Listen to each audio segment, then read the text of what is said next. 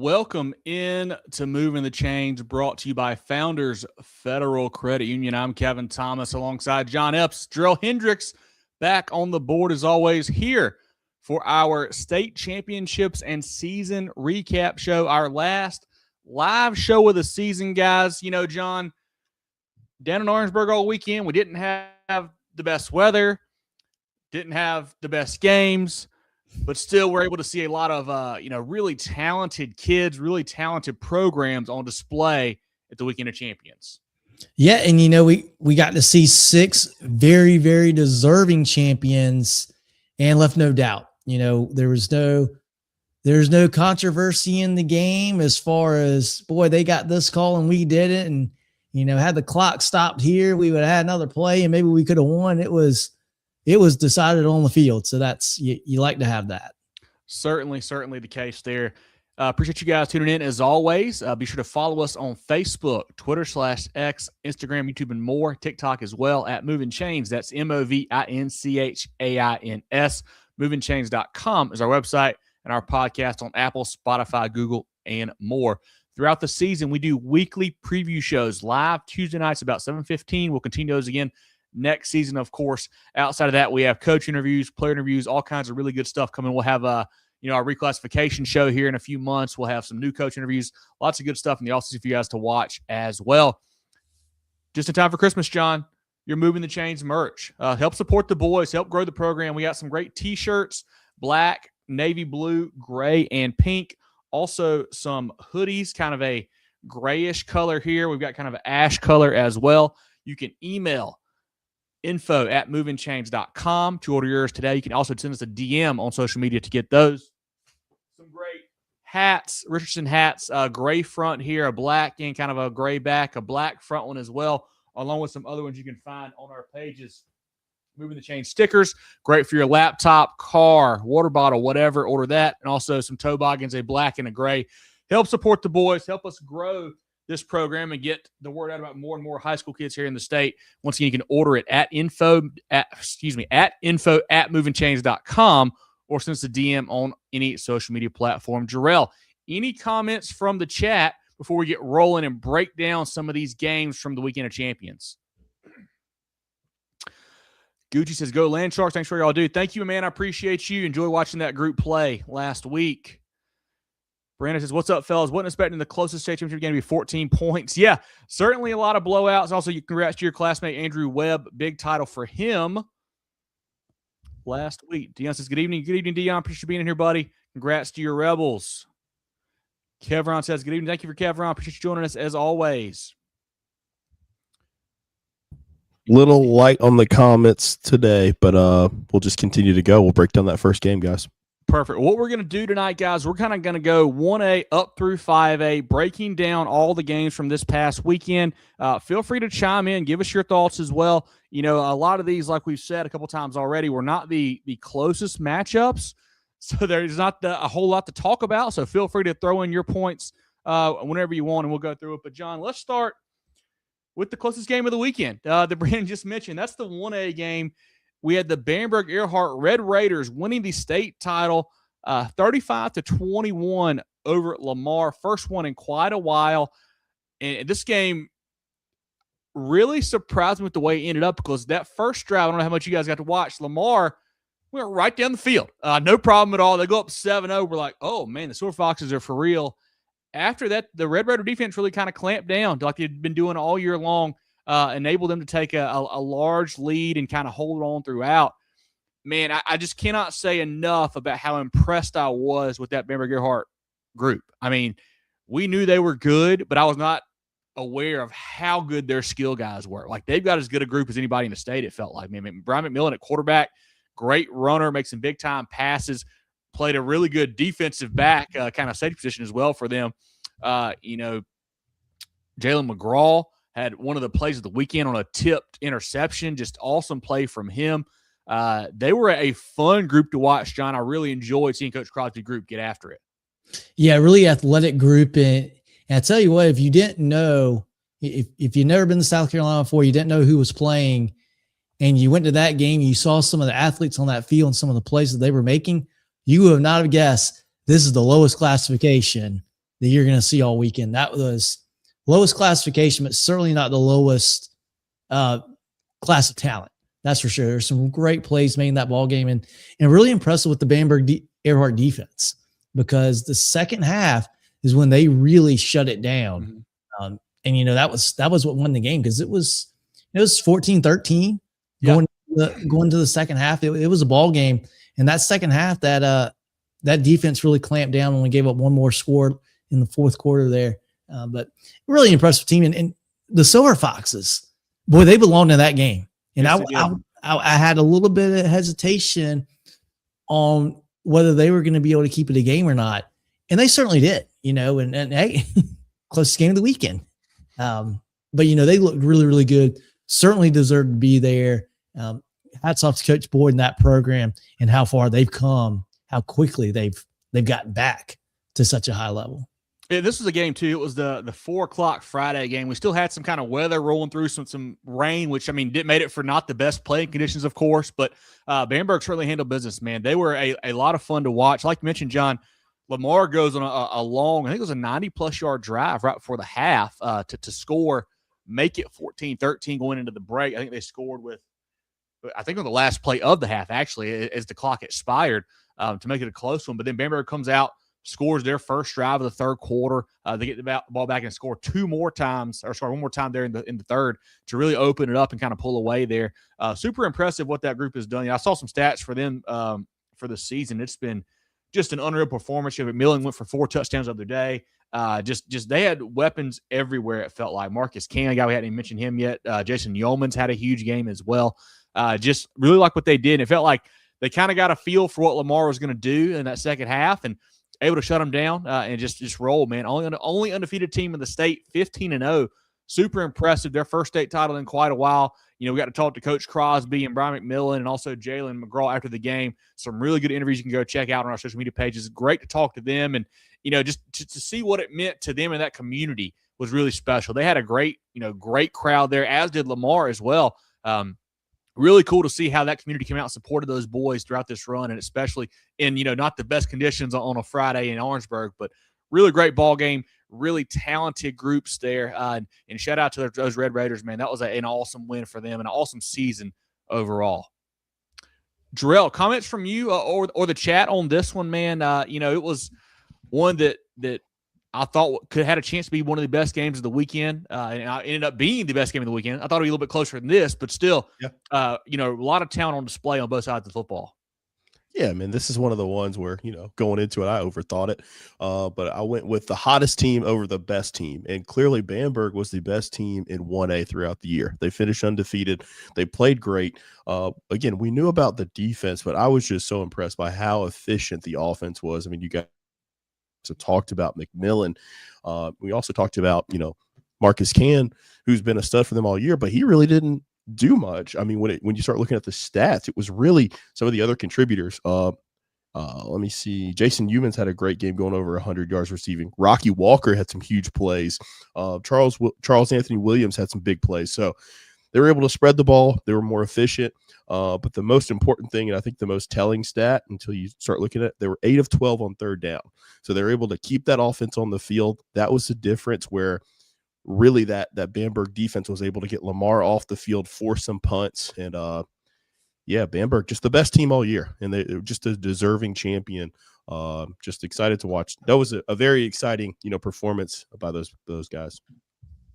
I definitely want to shout out Coach Crosby, what he's done with that group, a guy that, he knew what it meant to that community, knew what it meant to those kids, and has really been building to that level. Had a great interview with him post-game. Really enjoyed that.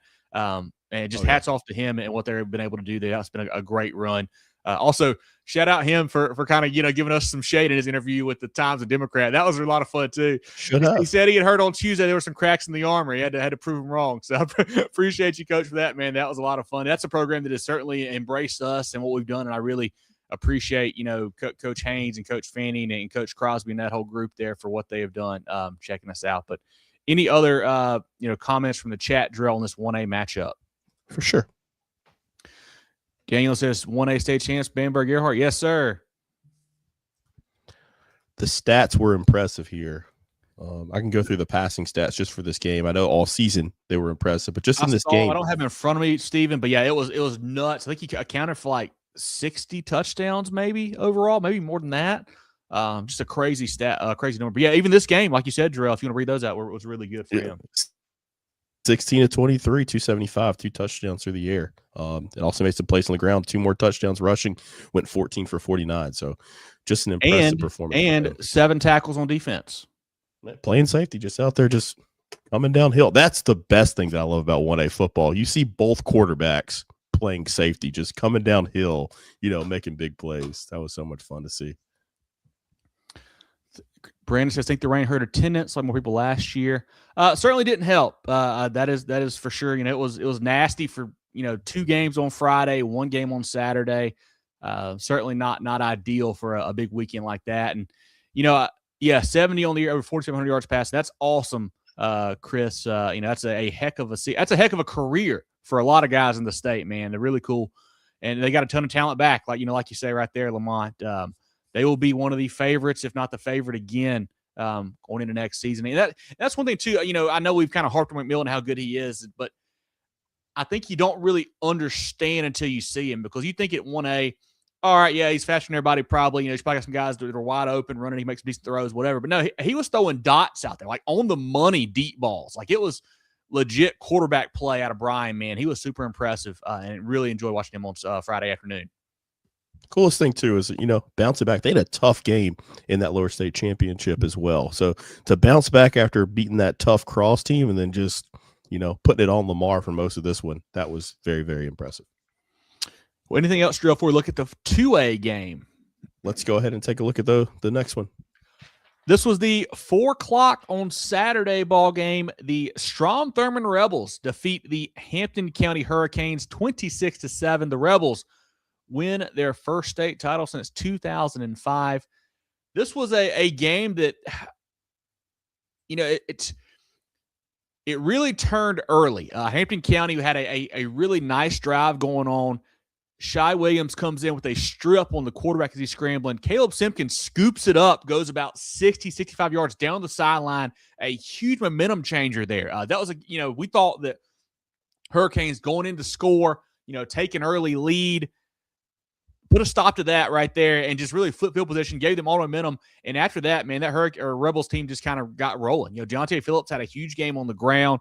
Bryce-Sean Lee played, maybe his best game of the year, man. He was throwing some very accurate deep balls as well. Hit Simpkins for a long touchdown. Hit a couple other big ones to him as well. Really impressive what Coach Webb's group did there, because they want to run the football. They want to beat you up front. When they started doing that, Hampton County had to commit a couple more guys in the box. Got some 1-on-1 matches there, but to take advantage of that outside. And the offense looked really good in the defense. I mean, we talked about Jalen Singletary for Hampton County. 47 touchdowns coming in.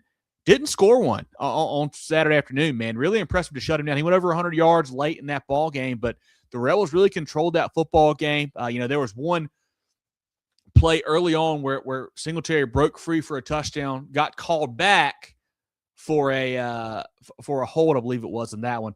That may have changed things up a little bit. They get that early score there, but they don't. And the Rebels really, play shutout defense outside of 15 seconds into the first half, where Hampton County gets a long return and they throw a touchdown pass as the clock's about out. But super impressed with Strom Thurmond, man. A group that handled business like that they were good as you could look on Saturday. It felt like. Yeah, I mean, you talk about playing your best when you need it. I felt good about this Rebel team here late in the season, but I thought in the back of my mind through the playoff run, they had caught some breaks. They got Chester and Chester beat Batesburg-Leesville, but felt like Batesburg-Leesville was a better team in that game. And then, they get Fairfield Central in the Upper State Championship, and Fairfield Central quarterback goes down. They win that game 15-13. 2-point conversion play doesn't happen. Really caused some good fortune. I'm not going to say, they didn't deserve it. They got some good fortune. But then they got into this game, and I thought, wow, this Hampton County offense is really good. It's going to be really tough to contain them if they're on all cylinders. And this Strom Thurmond group, man, they punched them. They punched them right in the mouth from the get-go. Really, really impressed with this defense and the way they played. And, the offense in their own account, they played well. They did what they needed to do to win the game. Just an awesome team performance by Strom Thurmond. Really, really impressive. And it goes to show you football is the ultimate team game. They play as a great team, good complementary defense and offense, and they've been good all year. This is what they've been doing all year long. Really impressive run by the Rebels and a well-deserved championship. Glad to see this fan base get one because they certainly are one of the most deserving. Yeah, they forced 3 turnovers in the ball game. Fourth. I think they had 3 picks and a fumble recovery. Really, played as well as you could on defense. They were super impressed with the way they flew around, like on the back end and up front against the Hampton County squad. Coach Webb, we talked to him. I think Jerel mentioned it in his post-game interview with him that we talked to him a couple years back when they lost to Great Collegiate in, I think, round 3. And he was kind of telling us how, we're going to be back. Like, we're climbing that mountain still. And this weekend they got there, man. Loved seeing that. Just a really good team, or a really solid all-around team that did the right things on Saturday. Phillips 25 for 155, 2 touchdowns. Bryshon Lee goes 5 for 7 for 126 and 2 touchdowns. Simpkins 3 catches for 107 and a touchdown. Just, clicking on all cylinders offensively, just executing perfectly, it felt like on that side of the football. But another outstanding crowd at this one. Both sides really showed up. The Hampton County band was there and loud all night. Strom Thurmond brought the whole city. It felt like the Peach Fields were there, as Deontay Phillips told us post-game, man. That was really cool to see that community get behind those guys as they always do. But, Jerel, comments from you or the chat on that 2A state title? Yeah, Blue Steel defense. That was the story in this one, man. They just dominated this game. You talked about, in our preview show, 50 touchdowns. And Jalen Singletary not even close to that, didn't even get in the end zone. Outside, it was 11 seconds kickoff return. And then, touchdown right there before, halftime as time expires. That's pretty much it for the Hampton County offense. They just terrorized Terrell Grant, the quarterback there, just got nothing going to the pass game. I think he threw more interceptions than completions. Like, that's how good that defense was for Strom Thurmond. And Deontay Phillips just toting the rock, like you said. Bryshon Lee probably played his best game that we've seen him play, and just complete domination. Thurmond deserved it. John probably overthought this one. He would have had a perfect week. John's the one, which is crazy. John's had Strom Thurmond ranked number 1 all year. So that's what's kind of disappointing when you start looking at playoff runs and things like that. But they really deserved it. Great football game for one side. But I think Hampton County's established himself as a program too, just combining those schools a couple years ago. But I definitely think they're going to be a constant force there in the Low Country. Really cool to see as well. Strom Thurmond had a parade for the kids when they came back, and they went to the school and did a big ceremony at the field that night. Man, it was awesome to see them get after it and celebrate that great accomplishment, because that's big time, man. Only a certain number of kids get to win a state title in their career, so to really celebrate them like they did was really awesome. Love to see that community get behind them for that. But comments from the chat, Jerel, I'm sure we got some couple ones on this 2A game. Brandon says defense played lights out. Hill Singletary to no touchdowns, so they certainly did, flying around there. Jamie says Lee can sling it a mile. Yeah, he had some nice downfield passes. I think the biggest one was that 55-yarder to Simpkins. It was a really big one to kind of break the game open for him. Brandon says Andrew Webb's a winner. Won state with those OC at Saluda. And now this. Yep, Dion says Blue Steel defense causing havoc all year. Defense wins championships. I heard a quote, I think this weekend says, in championship games, you bring your defense, you bring your running back. And Strom Thurmond did both of those things on Saturday for sure, man. Really got it done there. Shauna says we definitely came in deep. Certainly did. Awesome crowd there supporting those boys on Saturday. Maurice says, Peach feels great. Thank you, Maurice. I appreciate that. One of the few things I get right every now and then. But, yeah, man, just a great performance. Again, happy for Coach Webb, happy for that community. It's been one of the best supporters of our program as well, that whole community in that area. So really happy to see them be successful. And I really think Hampton County as well. They're gonna be back soon. So great. Well, Jerel, let's shout out some friends of the program, come back and go through the 3A game and then the rest of the state title matchups as well. Everyday life means everyday expenses. Spend smarter with a Founders Federal Credit Union credit card, offering you low rates and big rewards where it matters most. Enjoy all the benefits of saving while using your Founders Essential MasterCard. Make every swipe and tap count with smart rates, big rewards on select cards, and no balance transfer or annual fees. Because your money should go where you want it to. That's the power of Founders Federal Credit Union. Apply today at foundersfcu.com. Relax. You're with Founders. With 3 convenient locations in Spartanburg, Duncan, and Greenville, Carolina Orthopedic and Neurosurgical Associates, Kona, offers the most advanced training and experience in orthopedic surgery, neurosurgery, sports medicine, and pain management in the upstate. Go to kona.care to learn more. Taking a look now at the 3A state title game, that was the Oceanside Collegiate Land Sharks knocking off the Belton-Honea Bears 28-7. This was the game that kicked off the weekend, 12 o'clock. On Friday, a game that certainly has some of the worst weather we saw over the weekend. You could tell, I think the first couple of drives we had multiple fumbles right off the rip. So just, tough for the kids to kind of adjust to right away. But after that, it felt like they kind of settled in. Oceanside Collegiate, goes up 14-0 before the half. They scored two touchdowns there in the second quarter. Just they seem to be a little more complete team on Friday. Aiden Manavian, we know what he's got offensively, the way he can sling the football.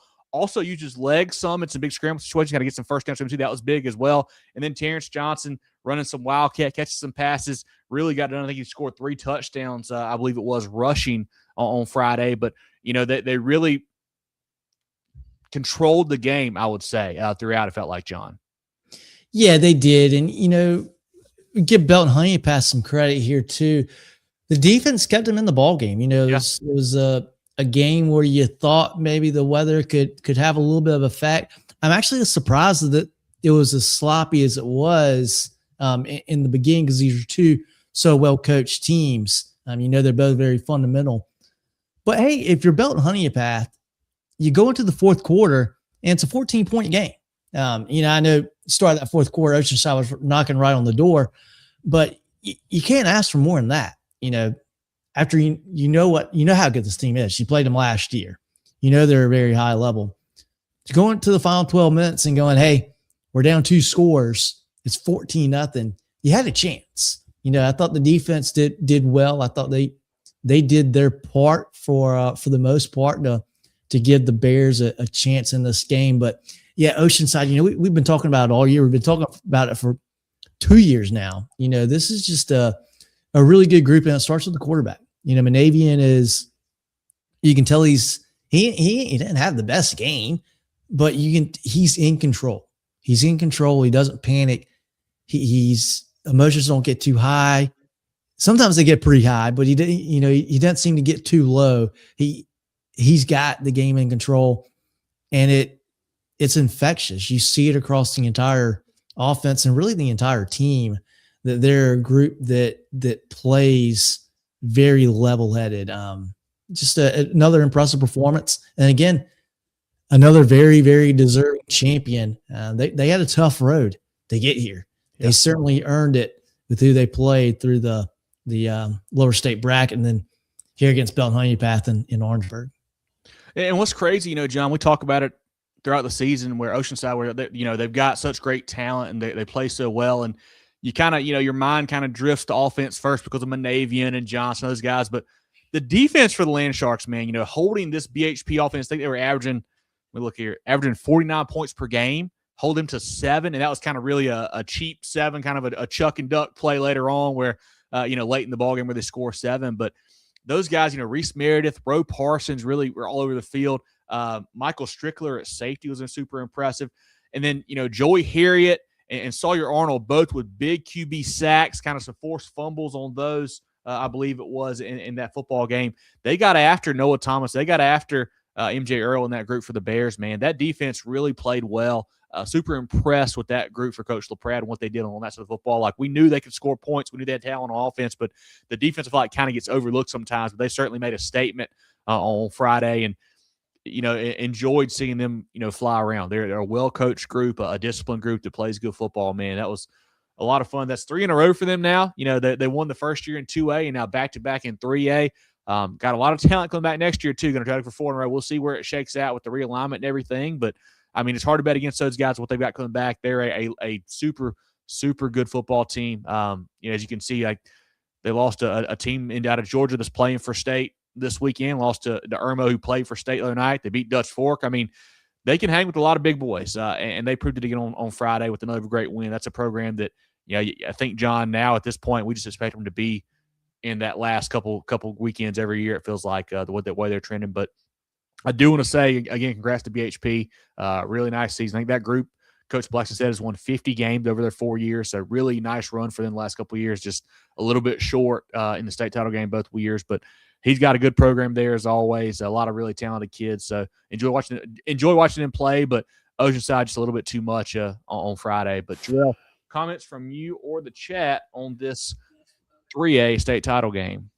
Yeah, I was impressed with both defenses, and I will say unequivocally that was the worst weather of the weekend. I mean, it was evidence. I mean, there was at least 6 fumbles in that game. I'm not going to say the other number and give Kevin that satisfaction, but around 6 fumbles. I mean, and really when you start looking at what the difference was, Oceanside was able to make a few more plays in the, passing game, whereas that BHP passing game was just shut down, and it really had to do with the front 7. I mean, they were just after Noah Thomas. He was never able to get comfortable.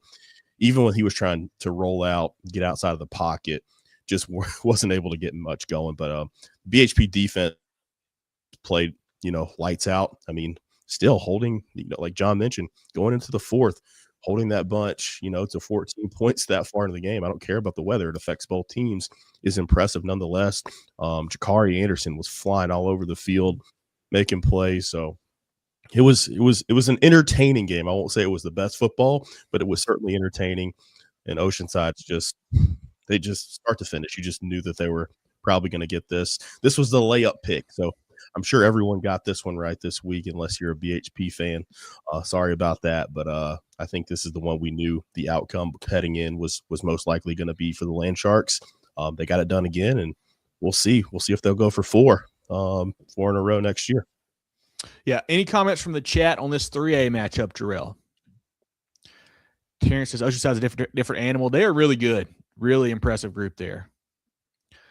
Nathan says Aiden Manavian and Anthony Williams next year going to be a dangerous duo. Certainly, Anthony had the long 47-yard touchdown catch on Friday. They'll be tough to stop for anybody in that passing attack for sure next year. Great to meet you as well, Nathan, on Friday. Really enjoyed that as well, talking to you. Yeah, they'll have to retool as well. So we'll see what happens with Oceanside. I mean, obviously they bring Manavian back, but they lose a good bit. So we'll see what they have.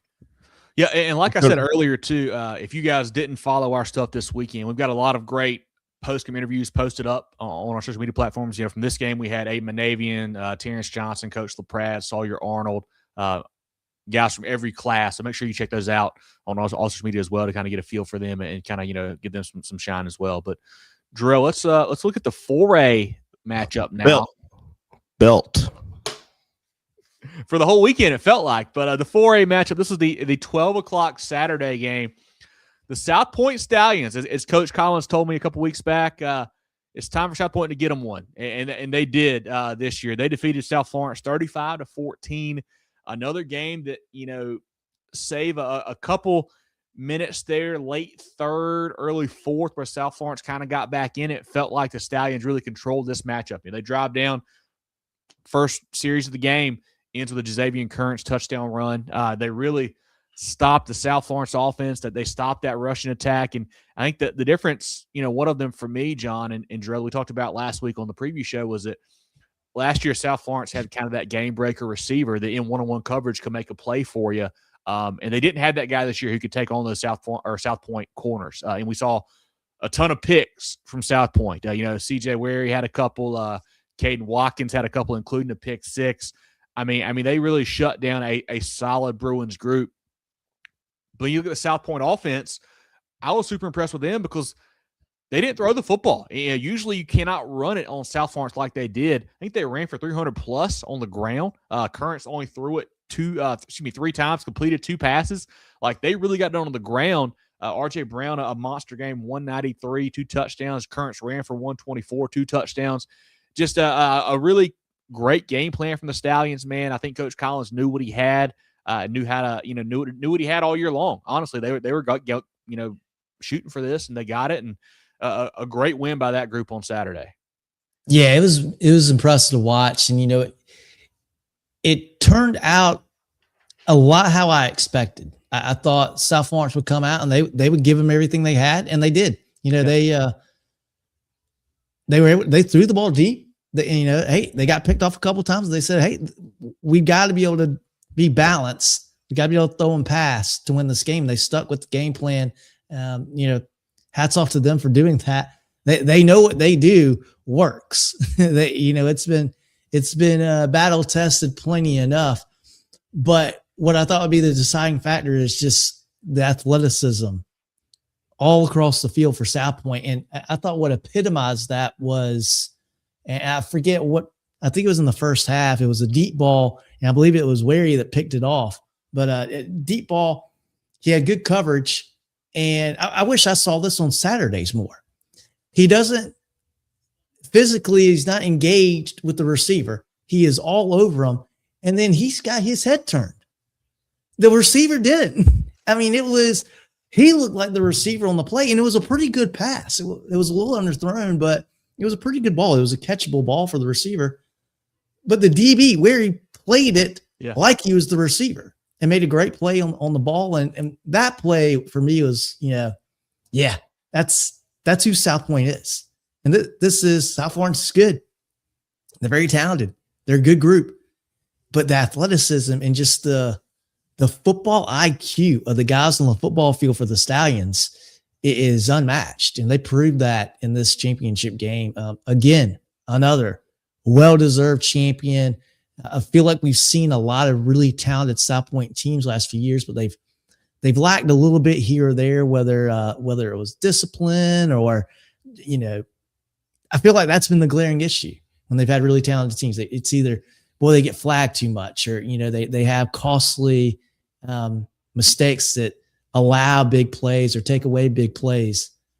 They didn't have that this weekend. They didn't have that against South Florence. Coach Collins, give him all the credit. They have corrected those problems, and they didn't have that this year. And they were the number one team in 4A and well deserving of getting that championship ring, that championship trophy. It was a good group to get one for South Pointe. And what was really impressive to me, South Florence, obviously they were down 28-0. They didn't quit. They get a couple fumbles late in the third quarter and score quickly, make it 28-14. All of a sudden you're like, hey, maybe we have a game here. We'll see. But once South Florence scores go 28-14 with 1:10 left in the third quarter, South Pointe goes on a 14-play, 80-yard drive, takes 8 minutes and 16 seconds off of the clock, culminates with a 1-yard R.J. Brown touchdown run to seal that ball game 35-14. That was one of the more impressive drives of the weekend, man. What was at stake there? That was how you really cement that. Just a great football, great resilience by that group. Say, hey, this game is over. We're not letting South Florence hang around anymore. We're going to put the nail in the coffin right here. And Coach Collins' guys just did a fantastic job on Saturday, man. Just a great played football game by them. That was another game that had the really bad weather, which maybe is why they didn't throw it a ton, but they didn't need to. Like I say, run for 300 plus was great. Just really talent all over the field for them. Caden Watkins, 2 picks, a pick 6. R.J. Brown, the big game. Xavier Currents, the number 1 player in the state, probably Mr. Football this weekend. We'll find out. Just a lot of fun to watch those guys get after it and see what they did. And they're a team that I think won the 8th state title in school history this weekend, first one since 2021. So a really proud group there. And hats off to those guys on a big win. Jerel, comments from you or the chat on the 4A state title game? You're underselling it. That's 8 and 20 years of the school existing. That's ridiculous. I was say they've not been around long. And they went on a 3-year drought. So 4-year drought. Crazy. Yeah. 4-year drought. So, it's crazy to think about. No, they just completely dominated this game. You start looking at the numbers, and John said, you expected to play out this way? I did not. We knew how many athletes they had over at South Pointe, but it was that combined with the physicality as well. You start looking at, the total yards. They go over 300 yards, rush for over 300 yards. They hold South Florence to 113 yards of total offense. The only reason why South Florence is able to move the ball, they got 2 turnovers inside the 30-yard line and was able to score that way. Outside of that, they did absolutely nothing. I think they had 21 passing yards. 2 100-yard rushers. RJ Brown almost goes for 200 yards by himself. Just complete domination by South Pointe. Very deserving. Zay Currents, best player in the state. He's got to win Mr. Football because he's not just doing it. He's playing both ways. Yeah. And I mean, at a high level, just roaming the back end, coming down, smacking people. And then it was a situation where I'm looking at Kevin, we're saying, if it gets within 3rd and 5, 3rd and 6, who cares? You're just going to run 0 twice. It doesn't matter. And no one's going to be able to stop it. So just such an impressive performance. Football City USA, getting another one. We'll talk about the other school in Football City here shortly. But I was thoroughly impressed with that South Pointe bunch this weekend. Certainly. Any comments from the chat on that 4A game, Jerel? Brandon says he thinks South Pointe's the best team in South Carolina. Certainly have a case for it. Brandon says they're so good. Went 14-1, 4A state champs. Only lost to Huff, who plays for state, I believe, this weekend. I think it's the 8A state title North Carolina they'll play for this weekend. Huff will. Yeah, that was a tight one as well. Yeah. Very close game. I think first game of the season. So they played 2 guys close early on. Yep, certainly could be. Yeah, I think they played in West Charlotte. Yeah, well, shout out friends of the program. Come back and go through the 2 5A football games from this weekend. Founders Federal Credit Union means banking made for you. The on the go, the pick up and go, and the I want to go. Because at Founders, we give you the financial tools that make every dollar work for you. For the little things to the big things. For your future and your peace of mind. We'll always stay grounded in our roots, but reaching beyond what you'd expect is where we'll always go. Find out what our members already know and enjoy a new way to bank. Relax, you're with Founders. Schedule your sewer drain clearing with Preferred Home Services today. If we can't clear it, it's free. Electrical, plumbing, cooling too. Go, go, go, Preferred! Looking for top-notch sports gear and uniforms? Look no further than First Team Sports. With 30 years of serving the Carolinas, First Team Sports is your local full-service dealer. From youth teams to colleges, we've got you covered with team uniforms, staff apparel, Letterman jackets, sports equipment, and facility branding. Visit our local store in Greenville or firstteamsc.com. Make First Team your first choice. Let's start with the 5A Division II matchup, guys. This is the 7:30 Friday night game, and boy, was it a butt cutting. Northwestern, they defeat Irmo 55-13. And sometimes you see games where it gets out of hand late. It wasn't that big of a blowout. Yada yada. This one was. The Trojans from the very get go. They take the ball first, drive right down the field, and score. And what Jerel and I were saying on the sideline in that first drive, John, they probably had 3 penalties that backed them up for holds or whatever. Yeah. They just kept coming back. Just a great game plan from Coach Walford's group. A lot of quick passes early on to kind of neutralize some of that defensive line stuff and just kind of, I guess they saw something on film and they knew they could get some of those early, quick, short screens there, whatever you want to call them.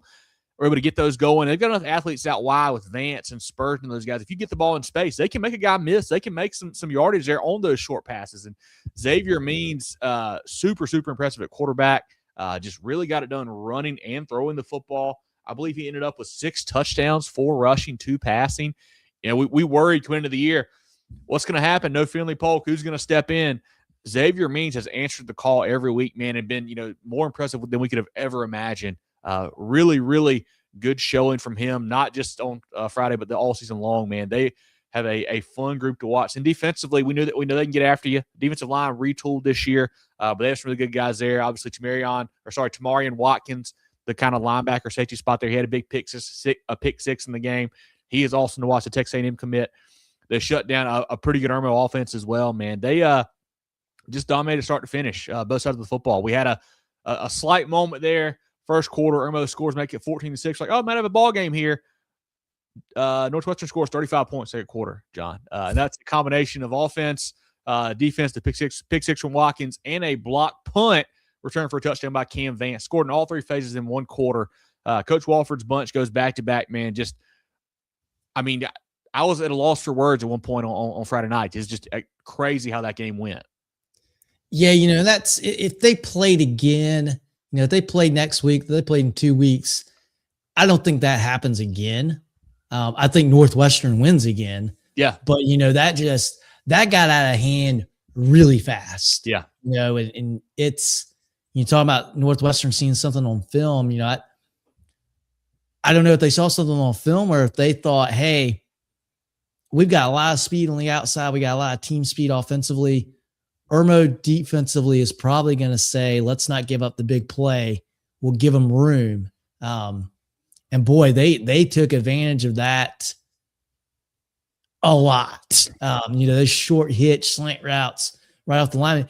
And I tell you, that is really impressive from a coaching perspective, from a quarterback perspective, and the wide receivers. You've got a guy making his first year as a starting quarterback, and the timing and trust that takes between quarterback and receiver is pretty big. You're playing a pretty good defense, and you're basically snapping the ball, and your mind is, I'm throwing the ball. There's a lot of traffic. If you hang around for 2 or 3 seconds and you scramble out, that defense spreads out. Right off the snap, it's pretty tight. You got to throw a good ball, a confident ball, and Xavier Means was doing that. Really, I want to say the first half, because that's what counted. And then you get a special teams touchdown, you get a defensive touchdown, and all of a sudden you go into the locker room and going, all right, well, that was fun. It's just a impressive game by Northwestern. They've done this to a lot of teams. They did it to Indiana twice, and I know some people were probably laughing at me because I was like, Indiana's a pretty good football team. So is Irmo. This is just how good this Northwestern team is. It can get out of hand quick with these guys because they are a lot like South Pointe, very athletic all over the football field. And whenever whoever's got the ball in their hands for Northwestern, they got a chance to score. Yeah. Really, really exciting team to watch. Fun to see them really stretch their legs in this game. Obviously wish we had a closer matchup, but good to see this Northwestern team play that good, because it's hard to explain to some people how good Northwestern is.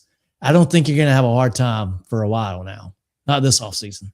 Yeah, a couple stats. Xavier Means, 14 for 17, 188, 2 touchdowns, ran it 10 for 60, 4 more touchdowns. Nigel Smith, kind of the forgotten man, runs it 13 times for 104 in the football game. Receivers, David Flood, 6 for 92 and a touchdown. Cam Vance, 5 for 67 and a touchdown. Also had the punt block return touchdown as well. And what's crazy, John, we talked to Coach Walford post-game. He said, I wanted to go a little bit faster. And I was like, faster? Good Lord. Hammering those boys. But yeah, they had a great game plan and really executed at a very high level on Friday night. And like I said, that second quarter just kind of started snowballing, and they really took advantage. Like, they made the plays they had to make, and had a running clock to take it half. I mean, that's something you don't ever see in a state title game, but super impressive performance from the Trojans, man. That was maybe the best showing we saw all weekend, but really, really talented group there. Really impressive win to go back-to-back for Coach Walford and the Trojans. I think the first time in school history they've gone back-to-back. I believe they're at Northwestern. I think that's their 7th title. I want to say I believe it is there. But, Jerel, comments from you or the chat on 5A Division I, just a throttling on Friday night, really. Yeah, big belt. That's all it was. I mean, start to finish, talking about going faster. That second half went fast because the clock was running. I mean, it was just absolutely ridiculous. I mean, like John mentioned, I mean, just a fantastic game plan, but not just a fantastic game plan, fantastic execution. Yeah. I mean, those guys clicked on all cylinders from start to finish. I mean, literally, second half they're letting everybody play. I mean, that's letting the JVs get in the game in a state championship. That's how good of a performance they had. Like you mentioned, second quarter scoring in all 3 phases. I mean, just an epic performance. I just loved how, they made you, it was basketball on a football field. I mean, you look over the spacing of the receivers, they're a few feet away from the hash marks. I mean, and Xavier Means is just hitting guys, knows exactly where to go with the football. Sideline, not hash marks. Yeah. Yeah. Sorry. Yeah. The hash is on the sideline. That's what I meant to say. But yeah, I mean, that is just fantastic execution by those guys. And again, that was my analysis going into the game. It's like, Dre Dobson's played a lot of football. How's he going to perform? He was completely shut down. How's Xavier Means going to perform? This is his first year as a starter. And we saw the difference in the two, in the score line and the statistics. So Just fantastic. I'm really excited to see, and we'll talk about this more a little bit later. Can Northwestern continue to roll, and what are we going to do realignment wise? Because that determines what we're going to. If we keep it this way, I think Northwestern continues to dominate. But if we bring 5A back together, that makes it a lot more fun, and that kind of levels that playing field. So it's going to be exciting to see. And this game had some of my favorite plays of the weekend. I mean, the Watkins pick six was really cool to see. Obviously, the punt block. A play that maybe kind of gets forgotten, Jerel, was the QB sneak from Means, where he somehow runs for a 8-yard touchdown on a quarterback sneak. Like, I feel like it got stuffed on 4th and 1.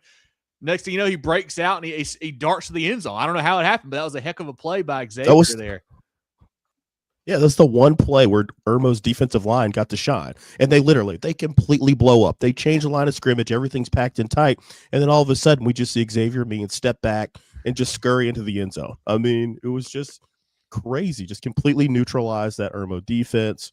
Fantastic game plan, fantastic execution. Yeah, and then Cam Vance has a sick juke move on the last touchdown of the night for Northwestern as well. Puts a guy on skates like he tends to do, man. Just a great win for that group. Back-to-back, super impressive. Hats off to the Trojans. Great victory for them in 5A Division II. And one thing, if you didn't see the interview, because I'm getting yelled at about all these coaches in South Carolina, college coaches, please go to Rock Hill. Please call Paige Wofford. Don't let Shane Beamer be the only one to do that. Those guys have talent everywhere. Yes. Everywhere. But there's some guys on that team that are going out of state, things like that. They should be playing here. I mean, I know we got Newberry playing D2 semifinal, stuff like that. Go get those guys and call Coach Wofford, please. Any comments from the chat on Division II? Danny says, question for next year, we all pick against Northwestern. So I have to do some research, Danny. I know that I picked Northwestern last year. I did pick against them this year. So it would be 3 in a row for me. I don't know. I can't remember who John and Jerel picked. I know John had Northwestern this year, so he can't go 3 in a row. I don't know about Jerel. He might be the only one to go 3 in a row. I'm not sure. Yeah, I'll do it for you. It'll be for you, Danny, because if I pick Northwestern on the show, they typically lose. So just like against South Pointe earlier in the year where I said they were going to win by 2 touchdowns, and they lost. So I'll do it for you, Danny. Jerel's the key to success there. Jacob says Northwestern will be tough. His sons at Dutch Fort are solid all year, also next year. They always are. Yes, both teams have a lot of talent coming back, Jacob. They certainly do. No doubt about it. Let's see. Don't disrespect Trojans again. We didn't disrespect them. That's a team that – and what's crazy, and I tell Jerel, and I told John, we just tend to overthink it. This is a team that I had number 1 all year long, even when they lost to South Pointe. I kept them number 1, and then I picked against them. So I just overthink it sometimes, man. It's like me with Strom Thurmond. Yeah. No. I picked against South Pointe and South Pointe and Northwestern, and I had them number 1 final poll this year. Doesn't make any sense. Sometimes that's how it goes, man. But heck of a win for that group. Matt says need them all back together once he's really number 1. I don't know what they're going to do with just the number of schools we got now. I'm not sure what the plan is going to be. Can't wait to see how that shakes out here in a couple of weeks. For sure. Let's go to the last one. The 5A Division II game that shut down the weekend, 7:30 on Saturday. John, we had a repeat of last year's matchup, and we had the Dutch Fork Silver Foxes winning their 4th in a row, 40-20 over the Summerville Green Wave. This game, I thought we had a game for a little bit there. Summerville comes back, gets a touchdown. They're down 14-0. They get a touchdown late second quarter to go 14-7. Get a fumble return for a touchdown from Jaden Kelly Murray, third quarter to make it 14-all. But from that point forward, Dutch Fork kind of flexed their muscle, opened up a 40-14 lead there. Summerville scores again late to make it 40-20. But the Silver Foxes, man, continue to do what they do. The defense was dominant. Julian Walker, Jaden Worth really got after Max Stafford a ton, really pressured him a lot.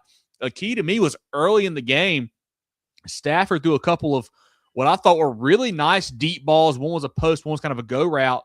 They get tipped and picked off by KJ Dupree, and he has big returns on both. It wasn't a situation where, sometimes you see these kids just make bad throws, it's an easy pick. These balls were I thought kind of on the money, and the DB makes a great play tip. I think Gibson was on one of them, a great tip pass. Dupree picks it off and runs it back, and that really kind of changed the game early on, it felt like. But Dutch Fork, a lot on the defense all year long, continue to do so on Saturday. And then Jackson Knotts, that offense, made just enough plays. Man, he had a couple nice touchdown passes early on, ran the ball well. for that group as well. And the Silver Foxes, man, they just do what they do, and they win another state title. Yeah, Summerville, give a lot of credit to them.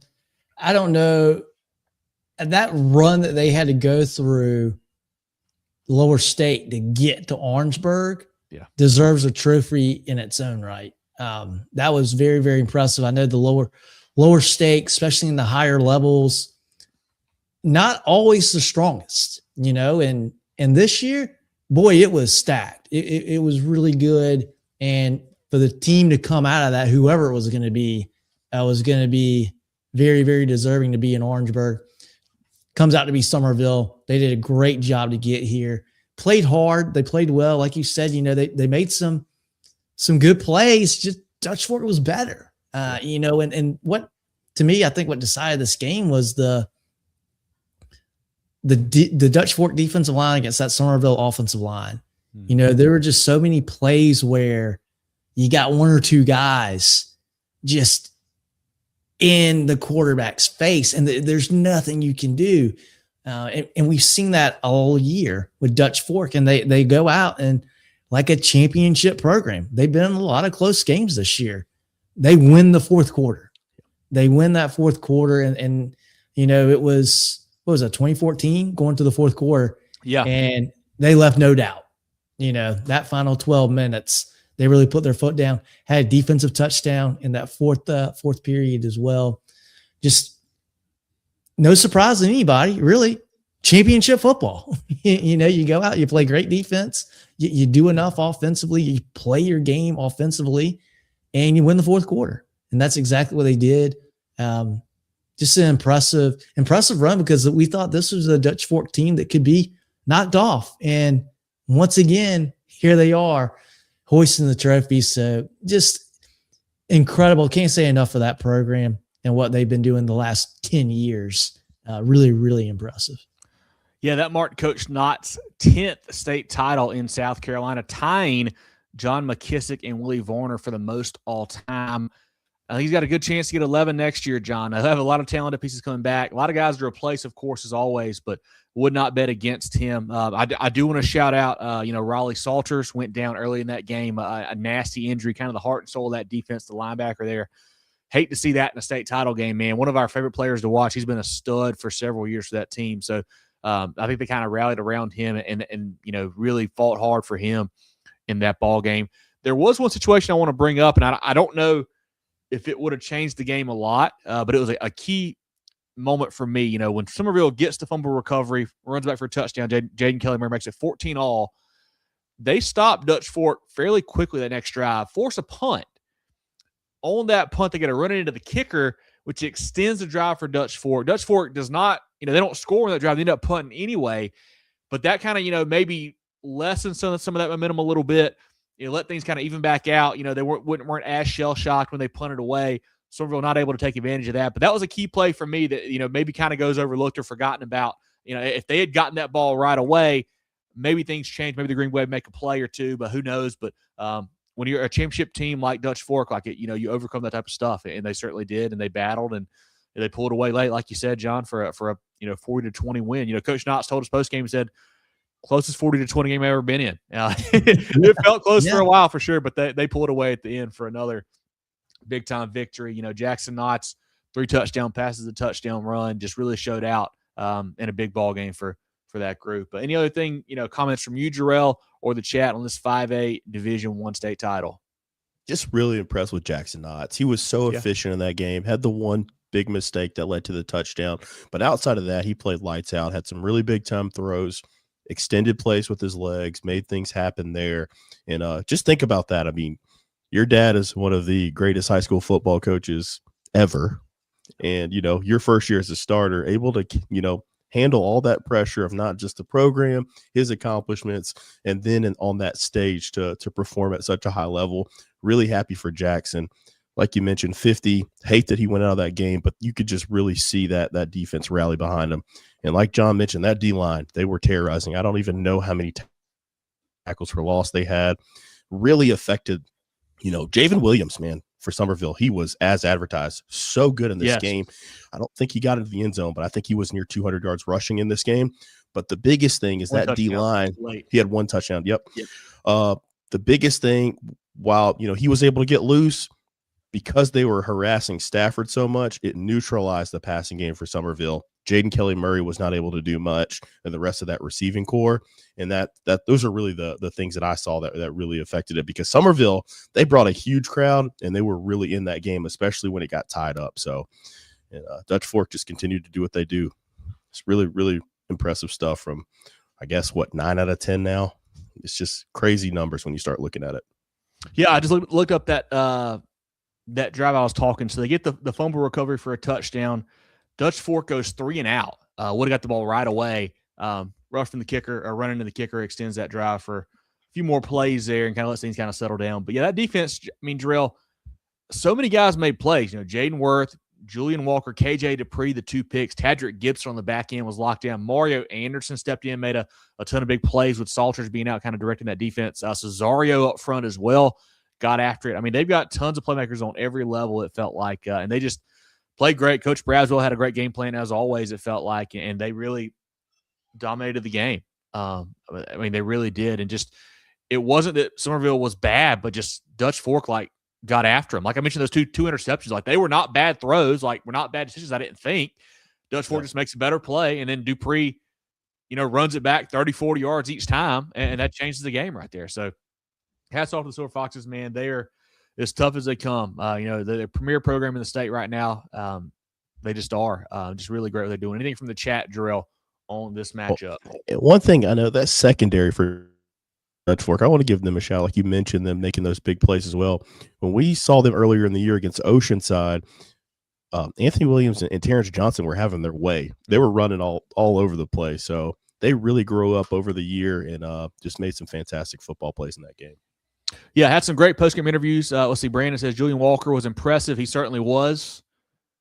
Yeah, that's all we have. Let's see. Oh, no, we're not putting that up there.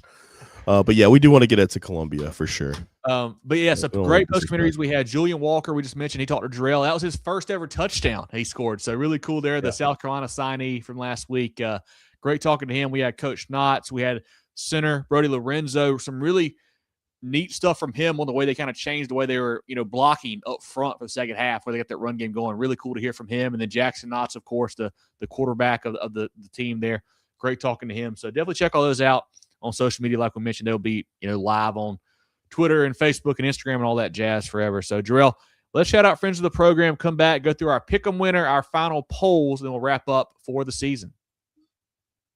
Everyday life means everyday expenses. Spend smarter with a Founders Federal Credit Union credit card, offering you low rates and big rewards where it matters most. Enjoy all the benefits of saving while using your Founders Essential MasterCard. Make every swipe and tap count with smart rates, big rewards on select cards, and no balance transfer or annual fees. Because your money should go where you want it to. That's the power of Founders Federal Credit Union. Apply today at foundersfcu.com. Relax. You're with Founders. The George Agency has been serving the insurance needs of South Carolina for over 40 years. They're a full-line insurance agency concentrated in employee benefits and health insurance with an office in Mullins and Murrells Inlet, but they can help you all across the state. They have clients in Greer, Rock Hill, Columbia, and more, so wherever you are, they can help. Give Bradley, Wayne, Richard, and the crew a call or check them out online at thegeorgeagency.net. That's thegeorgeagency.net.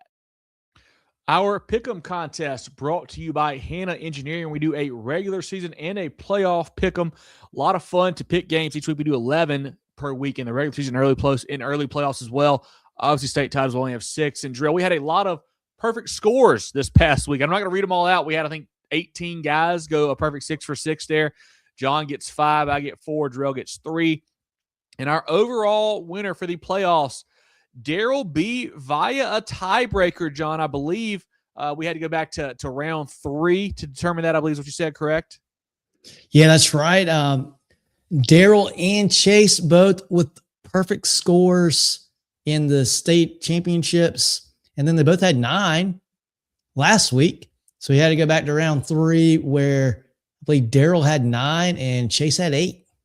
Wow. So hats off to Daryl. He now wins our regular season and playoff pick'em. Daryl, I'll reach out to you to get you your prize in the mail this week as well. I do want to shout out Chase, David in third there, Andrew with 39, a bunch of 38s with Dale, Richard, Corey, Flash, Jimmy, and Tyler. John with 40, Jerel with 39, myself with 38 in the playoffs. Appreciate our friends at Hannah Engineering for bringing us our pick 'em each and every week throughout the season. A lot of fun to do that. Like I said, gives you a reason to watch games outside of just your team and kind of keep up with the state of football here in South Carolina. Jerel, our polls presented by First Team Sports. Now you've got our final polls here. We're going to read them out if you don't mind. Then we will post the graphics tomorrow. Feel free to start 1A, 5A, whatever you want to do, and we'll go through our final polls for the season. Let's just start at the top. So final postseason, 5A, D1. We had Dutch Fork, obviously state champion. Summerville, the lower state champions. Dorman slides into 3, James Island at 4, and Stratford is 5, with Carolina Forest receiving some votes. Thoughts on that, guys? Pretty standard for me. And I thought about trying to get another upper state team in there, but didn't know after Dorman. I was like, where do you even go? Like, I didn't know who. I mean, nobody else really competitive. Ridgeview, we thought they were good. They got hammered by Dorman. Nobody else really made sense to put in there. So I thought you had to go to lower state, either Carolina Forest or James Island. Carolina Forest or Stratford. It felt like for sure for that last spot. Yeah, I was thinking about Ridgeview a little bit. I was thinking about Sumter a little bit because Sumter played so good during the season. I felt like I undervalued them a little. Ridgeview was really good, but they faltered late. And those low country teams, they were just had too much respect for them because they did it all year. And they beat up. You could have that little SEC argument about the low country and 5A this year. They beat up on one another in the playoffs. Going to D2 and 5A, Northwestern obviously is the state champion. Had Irmo, lower state champion, at 2. Number 3 is Indian Land. Number 4, Berkeley. 5, TL Hannah. And Gaffney received some votes in this final poll. Pretty straightforward for me. Yeah. Not a lot here. I didn't know what to do with Gaffney, honestly, because they were a team that we didn't know what to think of going into the playoffs. They win a big game for Greenwood. They hang as tough with Northwestern as anybody does in the playoffs there. Obviously had a real chance in that football game. So didn't know how high to put them, how low to put them, couldn't figure it out. They were the one that I didn't know what to do with. But, yeah, I think the top 3 was pretty safe, I felt like, with Northwestern, Irmo, Indian Land. I had Berkeley at 4. I like that group too, but pretty straightforward, it felt like. Yeah, let's go down to 4A. South Pointe, number 1. South Florence, number 2. Had Gray Collegiate at 3. AC Flora up to 4. West Side at 5. And Hilton Head Island receiving some votes. I believe this is the first time all season AC Flora made it in our poll. And that's to close the season off. It's tough. Like, you feel for them. They lost 2 games all year, both to South Pointe. I mean, like, they were a really good football team. And obviously, that shows by how good South Pointe was, obviously, there at the end. But felt pretty straightforward in that one as well. Yeah, tough break for AC Flora. I feel like they didn't have the schedule that a lot of people wanted to see, to prove themselves. But, hey, they beat everybody they're supposed to beat and just lost to South Pointe. Yeah, that's tough. And what a surge by West Side. I mean, really just put it together, advancing all the way to upper state championship. Just excited about that bunch. They're a young team, so excited what they're going to be able to do next year in 2026. But going over to 3A, had Oceanside as a state champion at 1, BHP at 2, Loris at 3, Powdersville at 4, and Newberry at 5, with Dillon receiving some votes. This is one where I contemplated going like a Loris at 2. Honestly, I thought about it. Obviously, the game was not super close, BHP and Oceanside, but I think if it had been good weather, it may have been even more of a blowout, honestly, because the pass game didn't really get going for Oceanside like it could have. But I went BHP 2. I think obviously they earned that win the upper state title, but I think that lower state proved to have some real talent this year. Loris, Dillon, Newberry, all those teams that didn't make it to the final, Marlboro County, guys like that. I think they had some really talented players down there that we may have, may have overlooked a little bit, it felt like. Yeah, I feel really good about that lower state in 2A as well, or 3A as well. Going to 2A, got Strom Thurmond at 1, Hampton County at 2, Fairfield Central jumps all the way back in at 3, Central Pageland at 4, and Clinton slides down to 5. Yeah, simple enough there for me. The only thing I thought about was like, I think Clinton's probably better than the 5th best team in 2A, honestly. But with where they lost in the playoffs, it was hard to justify putting them much higher than that. I kind of felt the same way on the other end. I felt like, well, Clinton definitely didn't have the playoff performance worthy to be number 5, but they are certainly one of the top 5 best teams. So that's why I had them in there. Yeah, I think that was the first one that we voted identical. Everybody had the same exact, and I think that might have been the only poll where we all voted for the exact same teams in the same spot. So that was cool to see, and I totally agree with that. Fairfield Central, I just want to give them a shout out. Yeah, that's another team we'll be talking about a lot in 2026. Young bunch there, and like we mentioned earlier, how would it have shaken out if they're able to keep the quarterback healthy in that upper state final?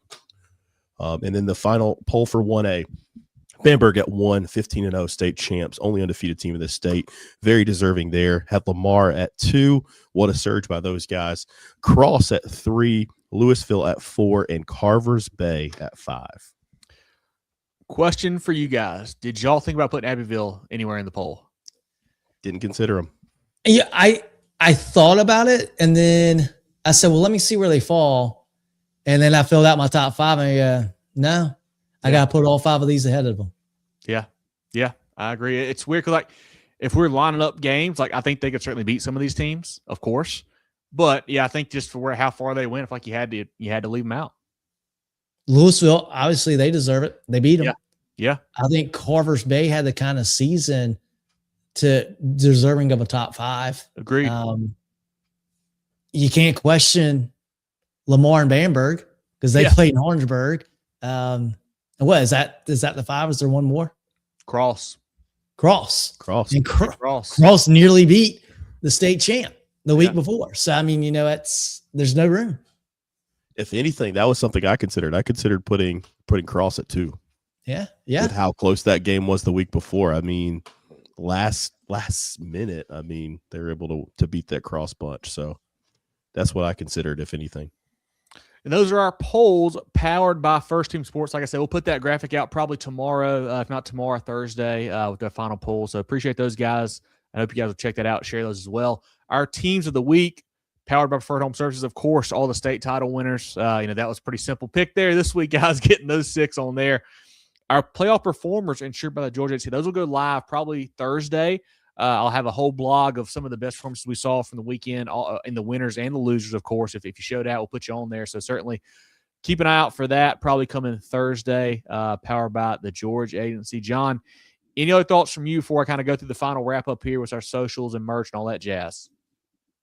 No, just another awesome season, a season where we say it every year. We have the preseason show. We think we have it all figured out. We think we know the teams that are going to be there at the end and who's going to win the state championships. And then we get to this point in the season and we talk about who would have thought at this point in the year, we'd be talking about, does Abbeville, does they deserve to be in the top 5?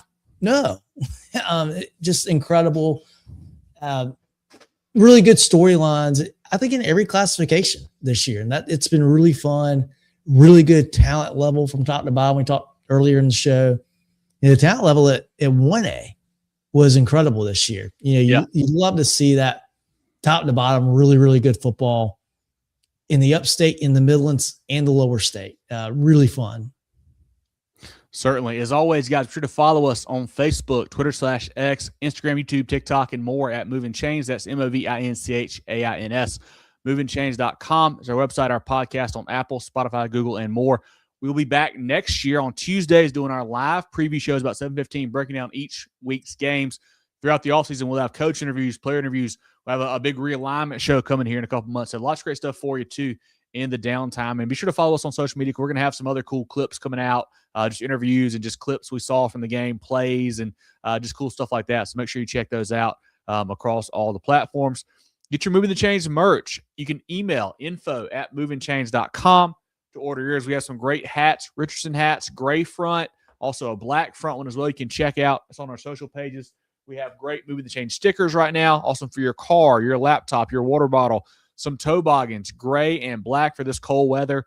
We have great T-shirts, a black one, a gray one, and a navy blue one. Also a pink for the ladies, and a couple great hoodies, kind of this ash stone color along with the gray that I'm wearing currently. Order yours now. We'll get it to you quickly. It makes a great Christmas present.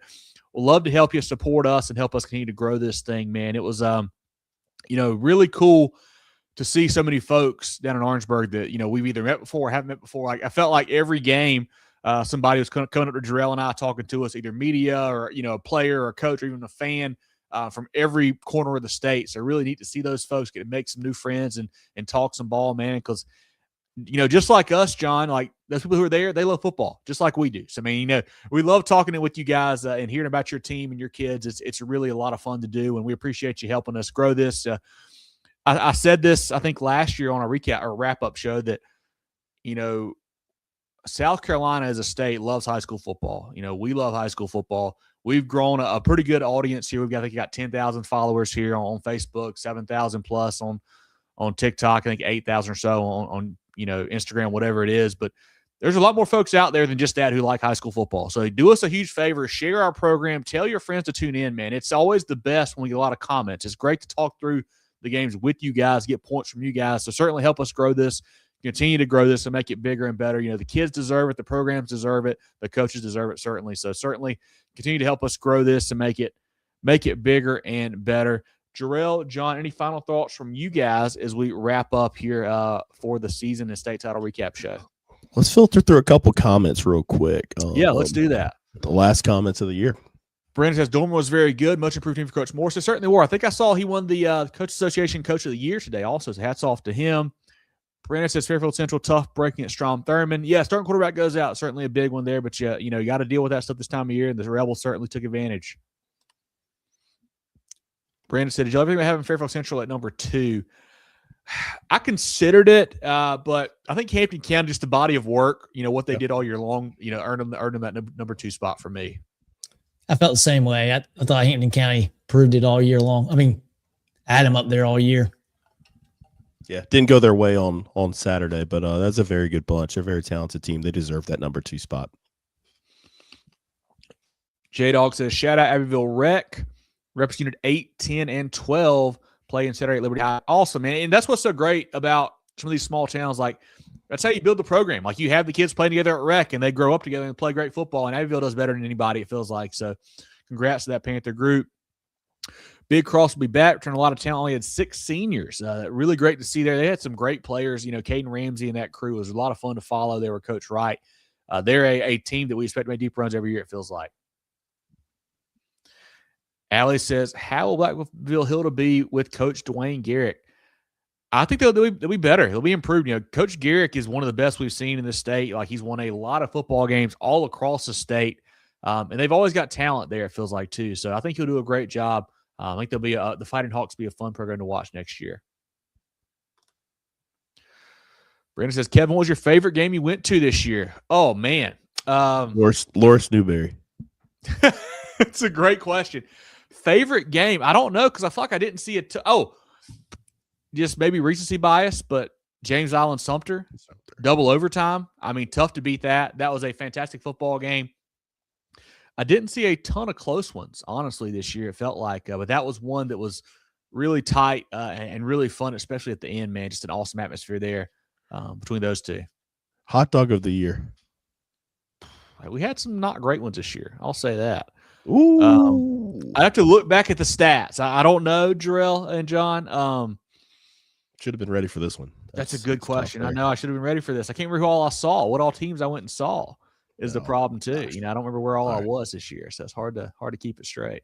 We'll have to watch the tape. Yeah. I have to watch the tape. That's right. Ground the tape. No, for me though, just thank everybody for tuning in each and every week. I mean, it was crazy to see the amount of growth we've seen this year. It's been like that. It's been exponential every year. So, just a couple buddies, talking about high school football, which we're very passionate about, and people value our opinion. I mean, the craziest thing about being in Orangeburg is every coach had something to say about who we picked.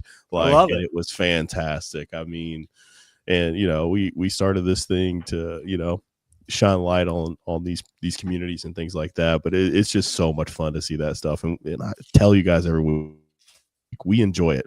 Never take anything personal. We think it's great. You get to pull for your team every week.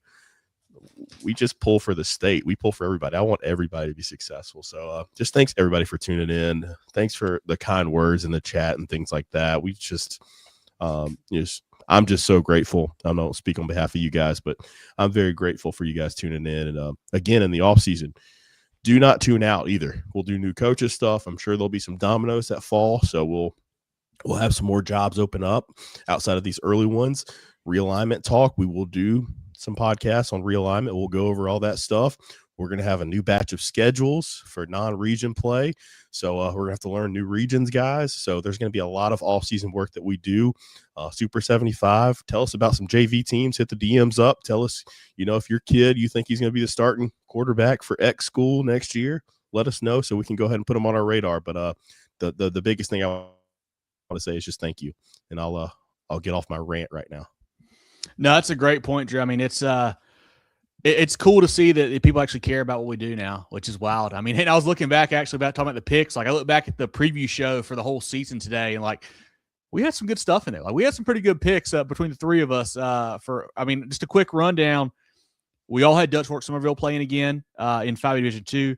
I had Irmo playing. John, you had Northwestern playing. 4A, I had South Pointe, South Florence. John, you had South Pointe. Jerel, you had South Pointe, South Florence. 3A, we all had Oceanside playing. 2A, I had Strom Thurmond. John and Jerel, y'all both had Hampton County playing in that game. So we had some solid picks way back in August when we went through it. So we try to, not look too dumb when we do this show. So we try to do some research when we can to make it look, somewhat respectable and representable here on the program. But like you said, it's been a lot of fun, man. It's grown more than we could ever imagine.